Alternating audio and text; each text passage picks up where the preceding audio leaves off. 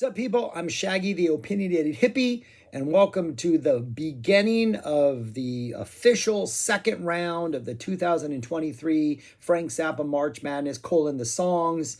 Today, we're going to combine brackets. So we got the entire Northern Hemisphere bracket.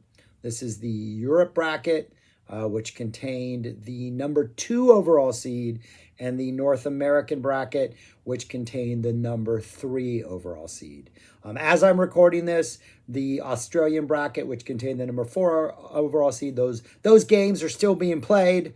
So that's why we didn't start with the Southern Hemisphere, even though we started off with the South American bracket. So this is what I'm going to do. There are 2 battles in each. We have 4 teams, songs remaining in each. So I'm going to tell you the 2 battles in the European bracket. Then I'll actually put that on the screen so you can visualize it for you visual learners. Then we'll tackle the North American bracket, put that on the screen. When I'm done, you go to the comments down below and you tell me which one you want to win out of those. There's going to be 4 songs you were voting for. And then you will have, it is Thursday when this is going up. We're going to give you an extra day this time to vote. Only because, no, we're not going to give you next day. You have till Saturday at roughly 5 p.m. Texas Central Time. We're not giving you an extra time yet. That'll come later when we get closer. So anyways, that's it. That's all we're going to do. If you want to know what's going on, go back to the first video I made. I'll give a bigger explanation. But essentially, we're voting to see what our all-time favorite Frank Zappa song is, right? That's it. So here we go. Let's start off with the European bracket. There are 4 teams remaining. And the first battle, these are fantastic battles, are you people. The first battle is the Black Napkins, Black Napkins versus The Torture Never Stops. 2 songs originally released on the exact same album. Back to back on the same album. They are buddies on Zoot Allures. Black Napkins. Guitar solo vehicle. I have said this every time I have talked about this song. If they release a box set of every single Black Napkin solo ever played, I will buy it and I will love it and I will obsess over it. Pretty much as kind of your jazz standard type song, this absolutely amazing head, wonderful solo section, and then you get a sort of a closing part. Throughout the years, the one thing that always happened was I think you always had a Frank Zappa solo in here, though depending on the tour, you could get other solos, horn solos, keyboard solos, other things thrown in, but you knew you were going to get one of the best Frank Zappa guitar solos ever. Yeah, just one of those perfect songs, Black Napkins, versus The Torture Never Stops.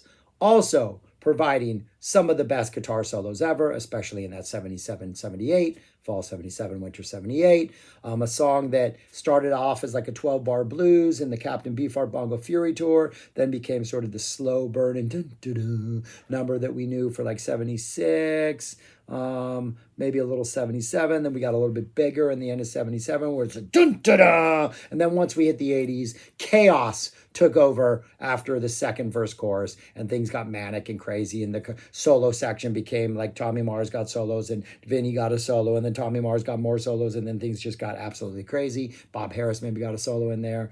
And then once we got to 88, other things were thrown in. You got a whole Lonesome Cowboy swagger Bert thrown in the middle of that. Like, it just became a crazy song. But The Torture Never Stops. But the one thing you could always count on, where there's amazing lyrics and a usually really fantastic guitar solo. But yeah, what is your favorite out of those 2? Black Napkins or The Torture Never Stops? Let me know in the comments. On to the second and remaining battle in the European side. Blessed Relief versus King Kong. The original monster song itself, King Kong. Blessed Relief, the perfect album closer on the Grand Wazoo, providing exactly as the name describes, blessed relief. A chiller number, a calmer number, with nonetheless a fantastic, again, a jazz number, a fantastic head, amazing solos, kind of close it out at the end. Just a beautiful, beautiful little delicate little song. Versus King Kong, the original monster. Fantastic head, kind of appeared in sort of different versions throughout the years. Some would start off with this really nice sort of rumbling intro. Sometimes we got a little reggae version. Sometimes we jumped right into the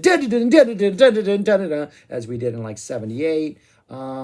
yeah, different versions. Almost always got a Frank Zappa guitar solo. Sometimes you got all other kinds of forms of madness. Secret word, the mystery word section was thrown in here. Other people soloing. Sometimes you throw in a little Igor's Boogie in like the early 70s. It did not appear on every tour, but on every tour it appeared. It was without a doubt a setlist favorite. The ultimate monster song. You never quite knew what Frank was going to bring you when it popped up on any given tour. King Kong. 2 instrumentals, if you don't count the mystery word section in Blessed Relief and King Kong. In fact, in this bracket, 3 of them are instrumentals and only 1 of them have lyrics, which is interesting because Frank has gone on to say, has said at one point, did not go on to say, but he said at one point that the only reason he ever wrote lyrics is because some people need them in order to get into a song. And it looks like the instrumentals are winning out. So there you are. Those are your 2 battles in the European portion of the Northern Hemisphere. In the comments below, let me know which 2 you want to win. But before you do, we got 2 more battles because we're jumping over to North America and we're going to hit that battle right now. The first battle is another absolute doozy. Watermelon and Easter Hay versus Muffin Man. What to make of that? Watermelon and Easter Hay, the penultimate song on Joe's Garage, just sort of lifts that entire thing out of whatever it is it was in at that point on the album. It has elevated it to a much higher place. Beautiful song. Saw Dweezil perform this a couple years ago, and he gave a nice speech about what this song meant to Frank and how beautiful it was, and it was a very emotional moment. Powerful song, just a great basic melodic head and then a guitar solo and just some fantastic playing. Was not played live, like never became a hardcore regular live song, but every time it popped up, it was a pretty special moment. Versus Muffin Man, the ultimate encore. Started out as an instrumental on the Bongo Fury tour. That live thing on Bongo Fury, those vocals are overdubbed. It was performed instrumental on that tour. Finally got vocals afterwards, or when they released Bongo Fury, Frank decided to lay vocals on top of it. Hence, it always had vocals. Best riff, amazing guitar solos always. What a better way to end a show than with Muffin Man, though I don't need the reggae version of the 80s, but whatever. You do what you do, Frank. But anyways, yeah. Another doozy of a battle. Watermelon versus Easter Hay, in Easter Hay, versus Muffin Man. Yeah. I'm not even sure what I would vote for if I think I do know what I'd vote for, but I'm not going to tell you. And then the final battle of the Northern Hemisphere, of the North America, is strictly Genteel versus Willie the Pimp. Probably the most opposite of the battles we've had so far. We get this absolutely stately, grand, magnificent, pseudo-classical sort of just makes you feel good instrumental. Closing out 200 Motels. And I meant to mention this on the first video with Strictly Genteel. I'm glad it won because my thoughts went somewhere else before I finally finished it. If you go back and listen to the 200 Motels version, that song that we've come to know as I don't remember what it's called on Volume 6. But there's a whole other part to the, we know Strictly Genteel from Setlist as just the first sort of 6.5 minutes, just with that incredible sort of classical type melody, right? Which got a little weird live, throw in some little like mariachi and stuff like that. But if you listen to the actual album version, there's a whole other like 5.5, 6 minutes of music, which include that part that's on You Can't Do That on Stage Volume 6, where like they're like, we're gonna tear down the studio, and then they kind of rock out and they kind of wrap up the album and talk about the movie and all that stuff. That's actually part of Strictly Genteel on the album. When Frank released it on Volume 6, he took it out of that and gave it a different title, which it is escaping me right now what that title is. It's not the true story of 200 Motels. What the heck is that called? I have Volume 6. Oh, look, the purple box is right here. What is the name of that? We're going to reach into the purple box. Yeah, he took that out and he called it 200 Motels Finale. Yeah, the most obvious name ever. My beer is on my purple box too. I have my last day of school before spring break is tomorrow, so we're drinking early. I'm a little dead guy rogue right here because Frank, if you did not know this, has passed away. So yeah, Strictly Genteel, magnificent song, longer than most of us know it is, think it is, versus Willie the Pimp, sort of the ultimate sort of Zappa, Captain Beefheart, a guitar solo that never ends, great lyrics, some awesome dun dun dun dun dun dun dun dun dun dun.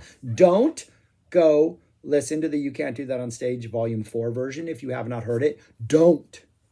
You're welcome. It is not good.